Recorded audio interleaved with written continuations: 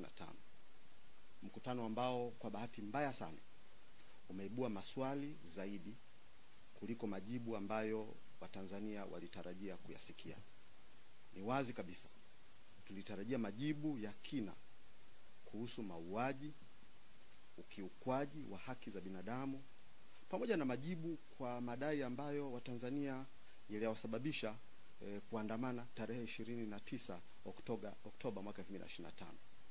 Lakini tofauti na matarajio hayo, Watanzania walichokipata na kukisikia ni kauli zisizo na mwelekeo kabisa, zilizojaa kujitetea na kukwepa kusema ukweli. Katika kipindi hiki ambapo taifa linahitaji ukweli, uwajibikaji, uadilifu na uwazi, kwa bahati mbaya serikali imechagua njia ya kuupotosha ukweli. Ninukuu maneno ya Martin Luther King Jr. aliyosema hivi kwa Kiingereza: "The time is always right to do what is right."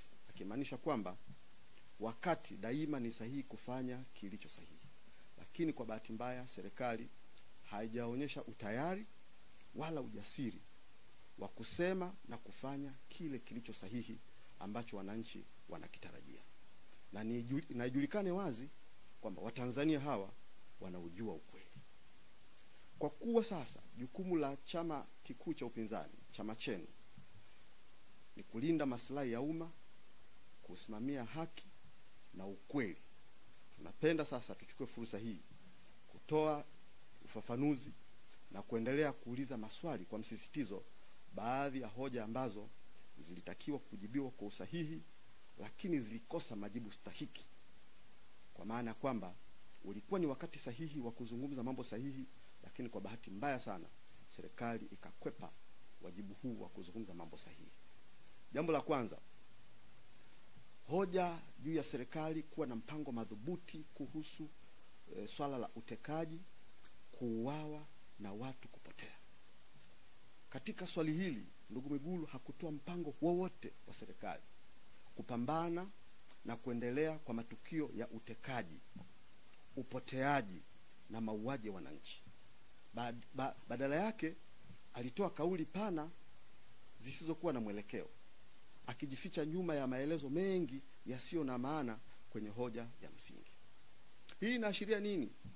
Hii inaashiria kwamba serikali bado haijaona umuhimu wa kuchukua hatua, haijajipanga na haiko tayari kukiri kwamba sehemu ya changamoto hizi zinatokana na vyombo vyake yenyewe. Katika mazingira ambayo raia wanahofia kupotea au kuuawa, serikali inapaswa kuonyesha dira na sio kutoa kauli na kukwepa. Tupate picha tu, na pengine ndugu Mwigulu achukue picha hii kwamba ni mtoto wake wa kumzaa kutoka kwenye viuno vyake ametekwa, amepotea, ameuawa. Unatarajia kweli serikali izungumze bla bla kama hizi zinazozungumzwa? Hapana. Hapana, tujivike utu na tuone ni kwa kiwango gani familia hizi ambazo zimepotezwa, wapendwa wao wamepotea, wana maumivu makali mioyoni mwao, na sio kufanya propaganda za kujionyesha kwamba mna uchungu sana, lakini ukweli hauonekani katika matendo na katika hatua ambazo wananchi wanatarajia kuziona mkizichukua. Swali la msingi katika jambo hili, yote hivi inasikiliza vilio vya misiba na maumivu na maombolezo vya watu kupotea, watu kutekwa, watu kuuawa, halafu wanaolalamika na kupinga adui wa serikali. Na je, kudai madai haya inawezekanaje kuwa mtu muhaini au gaidi kwa nchi? Watanzania wenzangu, kudai tuwe na uchaguzi huru kuwa baya, lenye uovu, mpaka serikali vyombo vya dola ichukue hatua ngumu namna hii kama ambavyo imechukua. Ninayapenda maneno haya kutoka kwenye Qur'an tukufu, sura Az-Zumar 39 aya 18. Inasema hivi: wale wanaosikiliza maneno kisha wakafuata yaliyo bora zaidi, hao ndio ambao Mwenyezi Mungu amewaongoa, na hao ndio wenye akili. Tunahitaji serikali iwe na usikivu, isikie itoe pamba masikioni isikie. Kama alivyouliza mmoja wa waandishi wa habari, hivi serikali mnasikiliza? Aliuliza hivyo. Mbona dalili zilikuwa zinaonekana? Mbona maandishi yalikuwa ukutani? The writings on the wall. Ni kweli maandishi ya Mene Mene, Tekeli na Pelesi yapo ukutani. Serikali inaona, inasikia. Pengine huu ndio ulikuwa wakati sahihi wa kurekebisha mambo. Pengine huu ndio ulikuwa wakati sahihi wa toba na kumwambia Mungu tusirejee tena katika haya. Body language ya serikali is not changing. Pamoja na kwamba serikali inazungumza mazungumzo, maridhiano na tume ya uchunguzi, lakini bado tunaona watu wanakamatwa. Bado huoni utayari wa serikali kusikiliza. Bado unaona wanachama wetu na wananchi wa kawaida wanakamatwa na kuwekwa mahabusu bila kufuatilia utaratibu wowote. Sasa maneno yenu na matendo yenu vipo tofauti kabisa. Hamsomi maandishi. Mnadhani mkiendelea kutisha watu, basi watu ndio watajia hofu. Kwa jina la Mungu Bwana wa majeshi wa Tanzania, tukae upande wa haki, maana huo ndio upande wa Mungu. Hoja ya pili ni hoja ya serikali kuficha idadi ya watu waliouawa. Kwa masikitiko makubwa sana, badala ya serikali kutoa takwimu rasmi, serikali imetoa kauli za dhihaka zilizoonyesha ukosefu wa heshima kwa familia za waliofiwa. Serikali hadi leo imekataa kuweka wazi idadi ya waliokufa, licha ukweli wa kwamba miili mingi ilikuwa yameleta mshangao. Kitu cha kwanza kuzungumzwa ni habari ya watu, kwamba ajali ya basi fulani, wamefariki watu kadhaa, wamejeruhiwa watu kadhaa. Kwa hivyo baada ya taarifa zile tunaomboleza, tunapeana faraja na familia za wale walioomboleza. This is a universal standard. This is a universal standard. Watu kwanza. Maisha ya watu lazima, taarifa kuhusu watu ndio taarifa za muhimu kuliko taarifa za magari, manyumba, vituo vya polisi. Sasa ukwepaji huu unakutendeka bila ukweli. Na ukweli huanza na kuwekwa wazi kwa takwimu. Sasa ni nukuu maneno ya Winston Churchill, yanatufundisha, anasema hivi: ukweli hauwezi kupingika. Uovu unaweza kuushambulia, ujinga unaweza kuudhihaki, lakini mwisho wa yote ukweli hubaki pale pale. Watanzania wanajua ukweli. Teknolojia imetusaidia kufahamu ukweli. Swali ambalo Watanzania wanajiuliza hivi leo, kwa nini serikali inaficha ukweli? Tutakumbuka ilipotokea ajali ya MV Bukoba, walikufa watu takriban 800. Serikali ilitangaza na watu kaomboleza pamoja na familia zilizofiwa. Tanzania, hata nje ya nchi, duniani kwa ujumla, taarifa zinazotolewa, hichi kituko alichokifanya Mwigulu kinathibitisha ukweli wa neno la Mungu. Niaba ya Watanzania mamilioni, hatukubali takwimu za uongo zenye kupotosha, zenye kutoa propaganda. Tunahitaji serikali iseme ukweli, na huu ndio wakati pekee wa ukweli. Utakaposema utatusaidia kwenda mbele kwenye uwajibikaji, uwazi utakaosaidia kuzungumza mambo ya muhimu kwa ajili ya taifa hili. Kwa serikali iseme ukweli. Ikiendelea kufanya bla bla itaharibu zaidi. Na ieleweke kabisa, uharibifu wote huu tumefika hapa kwa sababu serikali haisikilizi wananchi. Haisikilizi. Kwa hiyo lawama za uharibifu huu wote tulipofika ni kwa sababu serikali ilikataa kuwasikiliza wananchi. Na ndio maana tunasisitiza kwamba tunataka, Watanzania wanataka tume huru kutoka nje.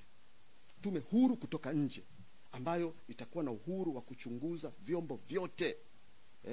Maana mazingira yalivyo, kwa hivi inavyoonekana, serikali haiwezi kujichunguza yenyewe na kutoa taarifa ambayo wananchi wataweza kuiamini. Jambo la tatu ni hoja kuhusu tuhuma za kaburi la halaiki. Jambo hili lilionyeshwa kupitia kituo kimoja cha television. Na jambo hili hata katika hotuba zilizotolewa, ikiwemo ya msemaji wa serikali ndugu Gerson Msigwa, hata na ndugu Mwigulu mwenyewe, walishindwa kuzungumzia kuhusu jambo hili ambalo ni tuhuma nzito sana la uwepo wa kaburi la halaiki. Sasa hapakutolewa uthibitisho, ufafanuzi wala hatua yoyote ya dharura juu ya swala hili lenye uzito mkubwa kitaifa na kimataifa. Sasa ukimya wa serikali juu ya swala hili si tu ni udhaifu wa uongozi, bali ni dalili yenye nia ya kuficha ushahidi.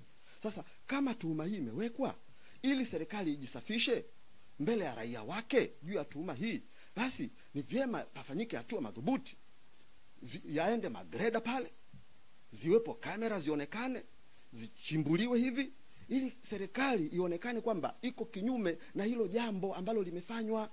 Lakini matokeo yake unaona huu ukimya. Tafsiri yake ni nini?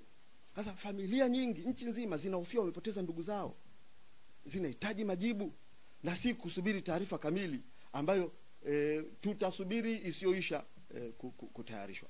Ni vyema serikali kwenye jambo hili pachukuliwe hatua tena za wazi, kwa sababu kinyume na hapo mioyo ya Watanzania itabeba mzigo huu na itapoteza imani kwenye serikali hii. Jambo la 4, hoja ya serikali kuingilia uhuru wa vyombo vya habari. Katika majibu yake ndugu Mwigulu Nchemba kwamba kuna pamekuwa na tabia ya vyombo vya serikali kuingilia, kwa hasa TCRA kuingilia newsroom, uhuru wa vyombo vya habari. Katika majibu yake alizungumza kirahisi tu, matukio haya yanaweza kutokea kwa cases moja baada ya nyingine, na ndivyo inavyokuwa. Kwa alihalalisha moja kwa moja uingiliaji wa uhuru wa vyombo vya habari unaofanywa na taasisi za serikali. Sasa serikali mpaka sasa hivi inataka vyombo vya habari visitoe simulizi zinazoibua ukweli wa yaliyotokea, na hii ni hatari sana kwa mustakabali wa demokrasia. Hata nitoe mfano tu mwepesi sana. Katika maswali yaliyokuwa yanauzwa siku ile, ukifuatilia Jambo TV, maswali aliyouliza Salim Kikeke kwenye Jambo TV, kile kipande chote cha swali lake na majibu yake Jambo TV wamekata, aidha kwa hiari yao ya editorial au kwa shinikizo. Lakini huoni uhuru. Fuatilieni mtaona kwenye Jambo TV swali alilouliza Salim Kikeke na majibu yake vyote vimeondolewa. Sasa serikali yoyote inayodhibiti habari huwa inaogopa ukweli, si vurugu.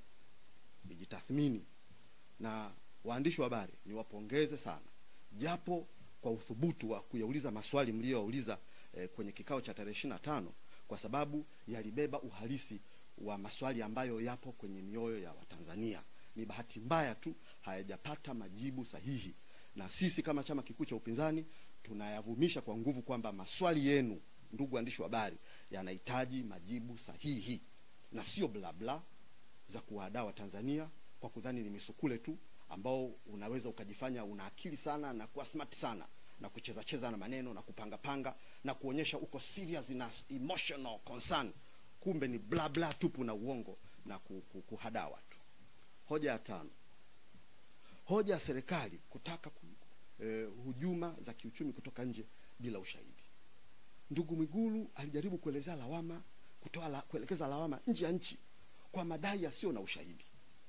Hii ni mbinu ya tawala ni mbinu ya tawala zinazotengeneza uadui wa kufikirika ili kufunika makosa ya ndani. Maneno yote aliyozungumza ndugu Mwigulu kwa habari ya kwamba hii ni vita ya kiuchumi, ni hujumu, zile ni hadithi za kutunga, za kufikirika. Hakuna hicho kitu, hakuna. Sababu za yote aliyotufikisha hapa zinajulikana. Sababu za kwa nini watu wamekwazwa zinajulikana. Sasa hii kusema uchumi nani, uranium, nickel, hii ni kutengeneza vitu vya kufikirika tu, na ili kufunika makosa ya ndani ya msingi ya watu wanaotakiwa wawajibike nayo. Serikali haijasikiliza watu wake. Serikali inapuuzia watu wake. Watu wanalalamika kuhusu utekwaji, watu wanalalamika kuhusu mauaji, watu wanataka chaguzi huru za haki na za wazi. Haya mambo si dhambi mbele za Mungu na mbele za wanadamu, lakini serikali imepuuzia watu hao. Halafu leo zinafanywa bla bla hapa za kuelekeza lawama nje ya nchi kwa madai yasiyo na ushahidi kuhusu uranium, nickel. Hii inasikitisha sana.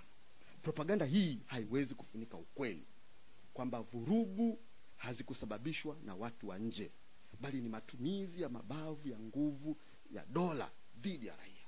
Na Watanzania hawa maskini ya Mungu hawa, Watanzania hawa si watu wafujo hawa. Na wengi ambao walionyesha hisia zao tarehe 29 hawakuwa na silaha yoyote. Hawakuwa na silaha yoyote. Na nyinyi vyombo vya dola ni mashahidi, mnajua huu kweli ninaosema ni kweli. Hawakuwa na silaha yoyote zaidi ya kupaza sauti ya kwamba tunahitaji chaguzi huru za haki na zinazoaminika. Tunapinga utekwaji, tunapinga mauaji, tunapinga dhuluma. Watanzania hawa masikini ya Mungu hawakuwa na chochote. Leo kuwasingizia kwamba eti Watanzania hawa walikuwa na silaha, hii dhambi mtailipa mbele za Mungu. Si sahihi kuwasingizia Watanzania hawa ambao walikuwa napaza sauti zao kwa njia ya amani na utulivu. Katika historia ya siasa, kila propaganda kama hizi zinazoonekana pale serikali inaposhindwa huonekana pale serikali inaposhindwa kujibu hoja za msingi na kuanza kusingizia na kutengeneza hadithi na masimulizi ili kuficha mambo ya kweli yanayotakiwa kuwajibika nayo. Hoja ya 6 ni hoja ya serikali kutoroka ukweli kuhusu amri ya risasi. Tulishuhudia na tumeona video mbalimbali watu wakipigwa risasi, watu kwenye maeneo tofauti. Badala ya kuelezea iwapo, wakati katika majibu yake ndugu Mwigulu, badala ya kuelezea iwapo amri ya risasi ilitolewa na nani, ndugu Mwigulu alitoa kauli yenye kukiri kimya kwamba serikali, askari walifyatua risasi bila miongozo, bila uwajibikaji na bila utaratibu. Kwa maneno yake mwenyewe alisema hivi kwamba sasa upo kwenye eneo la vurugu, utarudi nyuma upate order. Pengine ameizungumza kilayman sana, lakini katika utaratibu wa masuala ya vyombo vya ulinzi na usalama lazima patolewe amri. Sasa kama anazungumza kwamba askari walifyatua tu bila miongozo, sasa kauli hii inathibitisha kwamba matumizi ya risasi yalikuwa ya hovyo na hatari kwa maisha ya raia. Kama hicho anachokisema, basi kulikuwa na matumizi ya hovyo na hatari kwa raia. Na katika mazingira ya sheria za kimataifa, hili ni kosa la uhalifu wa kimataifa, international crime. Katika hili lazima watu wawajibike. Wameuawa watu majumbani mwao. Katika video mtaona ameuawa mwanamke aliyekuwa katika genge lake akifanya biashara. Alipoona risasi zinarushwa akakimbia kuokoa maisha yake. Yule mama alipigwa risasi kwa nyuma upande wa kulia kwake. Na taarifa zinatuambia yule mama alikuwa mjamzito, alikuwa na mimba ya miezi 3. Hivyo kuna kiumbe kilichokuwa tumboni hakina hatia kimeuawa. Na huyu mama aliyekuwa anaokoa maisha yake hana chochote zaidi ya kuokoa maisha yake, ameuawa. Katika mazingira kama haya, kweli unaweza kuchukulia mambo kiwepesi tu, kirahisi tu, kwamba katika eneo la tukio watu wamepiga risasi, kulikuwa kuna nguvu yoyote dhidi yako mpaka upige risasi? Hapana. Jambo hili ni lazima lijibiwe sawa. Kumekuwa na mwendelezo wa vyombo vya dola vya ulinzi na usalama kuendelea kuwakamata viongozi wetu, wanachama wetu na Watanzania wengine tu katika maeneo yao mbalimbali, aidha sehemu za kazi au wanawavizia njiani, na mbaya zaidi wakati mwingine wanapokwenda kuwakamata manyumbani mwao, wasipomkuta mhusika wanawachukua baadhi ya wajumbe kwenye familia hizo. Jambo hili halikubaliki na jambo hili si sahihi kabisa. Kwa hivyo tunalitaka jeshi la polisi na vyombo vya ulinzi na usalama, tafadhali sana, kuacha mara moja matukio haya ya kukamata na kubambikiza kesi ambazo hazina kichwa wala miguu, kesi za uhaini na magaidi. Unafahamu, mimi mtu akiniambia gaidi, kichwani kwangu inakuja taswira ya Osama bin Laden. Kichwani kwangu inakuja picha ya Boko Haram. Sasa Mtanzania gani ni gaidi hapa jamani? Nifa huyu binti mfanya biashara, Nifa ni mhaini? Nifa ni gaidi? Mtanzania gani huyo amefanya uhaini, ugaidi? Kwa nini tunatengeneza mambo ya kufikirika na kuleta taharuki na kusababisha mtanziko mkubwa katika jamii ya Watanzania? Tunaisihi serikali, ikiwemo pamoja na kuachiliwa wale wote waliokamatwa kwa idadi ambayo tunajulishwa ni kati ya 1700 mpaka 2000. Watu hawa waachiliwe kwa sababu hawana ugaidi wowote, hawana uhaini wowote. Watu hawa ni Watanzania. Kilio cha Watanzania ni vyema kisikilizwe, na ninaisihi serikali, hiki ndicho kipindi wasome kwa mara nyingine tena maandishi ya ukutani, wasikilize Watanzania kile wanachokitaka. Hoja ya 7 ni hoja ya serikali kugeuza haki za wananchi kuwa uhalifu. Badala ya kujibu ukweli kuhusu hicho kinachozungumzwa na kupangwa tarehe 9 Disemba, ndugu Mwigulu alitoa kauli ambazo zinawafanya raia wa kawaida waonekane maadui wa taifa. Serikali inatumia propaganda badala ya utawala wa sheria. Raia wanaandamana kwa sababu hawajasikilizwa, not because of foreign influence. Sio kwa sababu ya kuna ushawishi wa nje, ni kwa sababu hawajasikilizwa, na ndicho ambacho nimekizungumza hapo mwanzoni. Kwa hiyo kuwaingizia uhalifu, kuwaingizia uhaini ni jambo baya sana. Mnawatengenezea mazingira mabaya sana. Na haya ndio maneno aliyasema mzee Nelson Mandela kwenye kitabu chake. Alizungumza kwa Kiingereza akasema hivi: when a man is denied the right to live the life he believes in, he has no choice but to become an outlaw. Akimaanisha kwamba wakati mtu anaponyimwa haki ya kuishi maisha sahihi mazuri anayoyaamini, hana chaguo lingine lakini isipokuwa kuwa mkosaji wa sheria. Kwa maana kwenda kinyume na hicho mnachomfanyia kisicho haki, atakwenda nacho kinyume. Sasa kwa Tanzania kinachotengenezwa si wahuni, bali ni kizazi cha watu wanaotaka haki na uwazi. Tunapitia kipindi ambacho watu hawana furaha tena. Na ni kweli, watu hawana furaha tena. Watu wanaitwa wahuni, watu wanadai haki zao, watu wanaitwa wahuni. Taifa halina furaha, taifa linaomboleza. Na jambo hili linanikumbusha neno la Mungu kwenye Mithali 29 mstari wa 2. Wenye haki wakiwa na amri watu hufurahi, bali waovu watawalapo watu huugua. Ni dhahiri taifa hili linaugua, na katika kuugua huku hatuhitaji bla bla, hatuhitaji ujanja, hatuhitaji kujifanya kuwa smart wa maneno, na kwamba unaweza ukawapanga Watanzania kama ni makondoo na misukule ambao unaweza ukawamanipulate kwa narrative za uongo. Tunaendelea kutengeneza maumivu mioyoni. Na neno hili lipo pia katika Quran, sura Ash-Shura 42 aya 42, ikisema hivi: hakika njia ya lawama ni juu ya wale wanaowadhulumu watu na kutenda katika nchi bila haki. Mungu hapendi dhuluma. Nikumbushe tena serikali hii, Mungu hapendi dhuluma. Mungu hapendi dhuluma.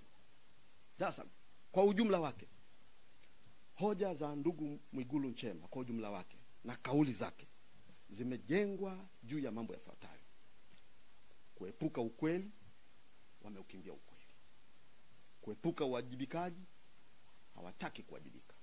Sehemu ambapo ndugu Mwigulu alikiri makosa au kutaja hatua za kurekebisha mifumo iliyosababisha maafa haya. Msimamo wa Chadema katika tamko hili, tunasisitiza mambo yafuatayo bila kuyumbishwa. Kwanza, tunahitaji tume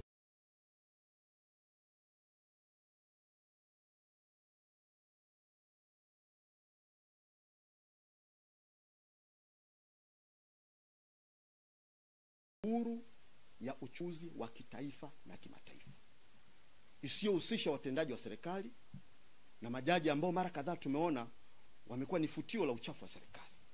Jambo hili tunalisisitiza sana ili litusaidie kutukwamua hapa tulipofika. Tume huru ya uchunguzi wa kitaifa na kimataifa, na sisi kama chama kikuu cha upinzani na Watanzania wote tutatoa ushirikiano kwenye hiyo tume huru ambayo tutajiridhia itaaminika mbele ya Watanzania na mbele ya jumuiya ya kimataifa. Jambo la pili, tunahitaji serikali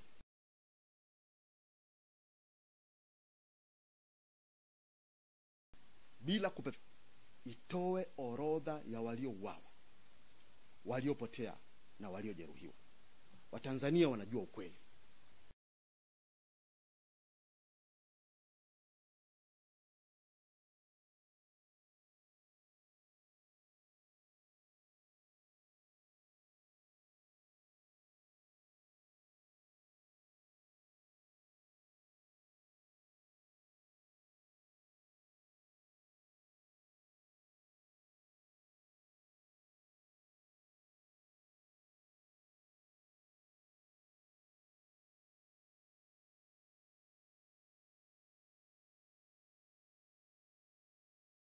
Kwa hivyo tusiweli wajibikaji wazi na mazungumzo, hatutalikwamua. Misho kwa maafisa usalama waliohusika na operation mpaka uchunguzi huu kamilike.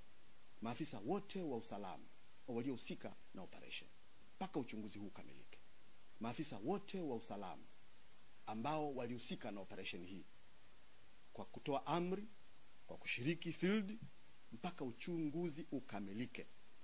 Tunayazungumza haya, tunazungumza mambo haya kama msimamo ambao tunaamini utatusaidia kulikwamua taifa hili. Kwa hiyo haya tunayozungumza yasichukuliwe kama ni pressure tu isiyo na maana. Ni msimamo ambao sisi tunaamini, ambao sisi tunaolipenda taifa hili. This is our beloved country. Tunaolipenda taifa hili, kwamba haya yakizingatiwa basi yanaweza kutukwamua hapa tulipofika. Jambo la 4, uwajibikaji wa viongozi walitoa kauli, ruhusa au maagizo yaliyozalisha mauaji. Kushindwa kwao kulinda uhai ni kosa la uongozi na la kisheria. Na hapa ni vyema tujiridhishe kanuni ya cause and effect, kwamba kipi kilitangulia. Hawa watu ambao hawakuwa na silaha na vitambaa vyeupe waliokuwa wanadai kwamba haki ya watu kuishi, watu wasitekwe, tunataka chaguzi huru za haki na za wazi. Hawa watu ambao walikuwa wameinua mikono juu, wanaimba nyimbo makombolelo, watu walikuwa wanaimba tu nyimbo. Hawa watu, je, walistahili kupigwa risasi? Walistahili kupigwa marisasi ya vichwa na kupasuliwa maubongo, kurundikwa mochwari, miili imetupwa huko? Na tuna taarifa tumezisikia kwamba watu wengine wakiwa wazima walipelekwa mochwari, wakiwa wazima wamejeruhiwa wakapelekwa mochwari.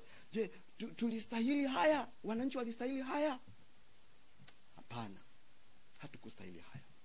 Kwa lazima pawepo na wajibikaji, na serikali lazima ionyeshe, lazima atokee mtu mmoja, wawili, watatu ambaye atakuwa na ujasiri wa kuchukua hatua kwenye haya ambayo tunazungumza. Na mwisho, napoelekea katika kuhitimisha, wananchi pamoja na mambo mengi walidai marekebisho ya mifumo ya uchaguzi. Wanataka katiba mpya. Hawataki kwenye wakati wa uchaguzi watu wapigwe risasi, watu wagombane. Ndugu Mwigulu anapotosha kabisa. Na anadhani Watanzania they will take that rubbish, kwamba katiba swala la katiba mpya lililetwa ndani ya miezi mitatu. Huu ni uongo kabisa. Tulikuwa na muda wa kutosha toka 2015, toka 2020 mpaka tumefika hapa. Unawezaje kusema kwamba eti limeletwa ndani ya miezi mitatu? Unawezaje kusema kwamba kuna reforms zimefanyika halafu unataja tu mgombea kupita bila kupingwa? That is absolutely nonsense. Yako mambo ya msingi yaliyozungumzwa yanayotakiwa yawe addressed kwenye katiba, kwenye sheria. Halafu tunapotosha watu kwamba kuna reforms zimefanyika. Sasa hawa watu walichokuwa wanalalamika ni nini? Unataka kusema Watanzania wote ni wajinga, alafu nyinyi wachache ndo mna maarifa kabisa ya kwamba kimefanyika hizo reforms? Nyinyi wachache, kikundi kidogo, nyinyi ndo mna akili sana kwamba reform walizotaka watu zimefanyika, alafu haya mamilioni ya Watanzania wameshindwa kuona reforms zilizofanyika? Hapana. Hili jambo lazima serikali isikilize. Ninaisi serikali lazima isikilize kile wananchi wanachokitaka, kwa sababu ni jambo jema. Wananchi hawajapiga kelele wanataka waruhusiwe kulima bangi. Wananchi hawajapiga kelele wanataka waruhusiwe wawe wanasafirisha mirungi. Wananchi wamepiga kelele, wanasema wanataka reforms ili wawe na chaguzi huru za haki ambazo zitawapa taifa lao viongozi wanaowapenda na patakuwa na amani. Nihitimishe kwa kusema ifuatavyo. Tunaomba serikali na tunaisi serikali kwamba Tanzania haiwezi kujengwa juu ya uongo na kufunika ukweli wa maafa yaliyotokea. Hatuwezi kusonga hata hatua moja iwapo tutasema uongo, tutafunika ukweli wa maafa yaliyotokea, ili turuke hichi kiunzi ambacho kimekuwa cha kihistoria katika taifa letu. Basi ni vyema tuseme ukweli, na ni vyema pawepo na uwajibikaji, na baada ya hapo pawepo na uwazi, na kisha tutaweza kuzungumza na kuvuka hiki tulichokipitia. Amani inayotokana na vitisho si amani, na ukimya unaotokana na hofu si utulivu. Kwa niaba ya mamilioni ya Watanzania wanaotaka ukweli na haki na wapenda amani. Tunasisitiza kama ambavyo neno la Mungu linasema kwenye Mithali 3:33, laana ya Bwana ii katika nyumba ya waovu, bali Mungu hubariki maskani ya mwenye haki. Ili taifa hili libarikiwe kutoka hivi leo, baada ya kulitia taifa hili unajisi kwa kumwaga damu isiyo na hatia katika nchi, ni lazima taifa hili tulirudishe katika utawala wa haki. Taifa hili tulirudishe katika utawala wa Mungu, tulirudishe kwenye mikono ya Mungu. Mungu mwenyewe ateke lead kwenye taifa hili. Taifa hili liwe la haki. Tutaepuka laana ambayo tutaipata sisi na vizazi vyetu, kwa sababu neno la Mungu limesema laana ya Bwana iko katika nyumba yenye uovu. Hakuna amani, na ieleweke hivi. Hakuna amani bila haki. Hakuna haki bila uwazi, na hakuna uwazi bila kusema ukweli wowote. Huu ndio wakati ambao taifa lazima lije pamoja, na serikali isitoe sura ya unafiki. Maafa haya yalipotokea tulishuhudia. Wakati tarehe 29 na 30 mambo haya yametokea kwa nguvu sana. Kwa bahati mbaya, siku ambapo tume inakwenda kukabidhi cheti, Mama Samia hakusema jambo lolote la kuhuzunishwa wala kusikitishwa kuhusiana na maafa yaliyotokea.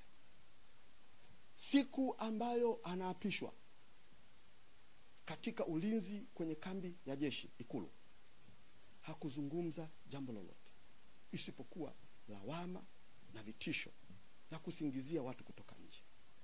Baada ya siku kadhaa akiwa anahutubia bunge, Watanzania wakashangaa kwamba hivi ni kweli tunapoambiwa hapa tusimame kwa dakika moja, ni kweli serikali hii imehuzunishwa na mambo yaliyotokea baada ya siku kadhaa kutokea? Halafu leo tunaambiwa tusimame kuomboleza kwa dakika moja. Je, kuna ukweli humu ndani au ni hadaa tu kwa watu? Tunaisi serikali, na nirudie kwa kuyasema maneno haya: Watanzania hawa si wajinga, Watanzania hawa sio makondoo. Wanayaona na wanafuatilia yanayotokea. Tukitengeneza drama za ufarisayo na usadikayo, watu wanaona na wafuatilia yanayotokea. Nimalizie kwa kusema tena, hakuna amani bila haki, hakuna haki bila uwazi, na hakuna uwazi bila kusema ukweli wowote. Ninafahamu yako makanisa mengi, yako misikiti wamesisitiza na kuwaomba waumini wao wawe na kipindi cha sala, toba na maombi. Hata kanisa ninalosali mimi tumeanza maombi ya siku 3 kutoka Jumatano mpaka Ijumaa kuliombea taifa hili.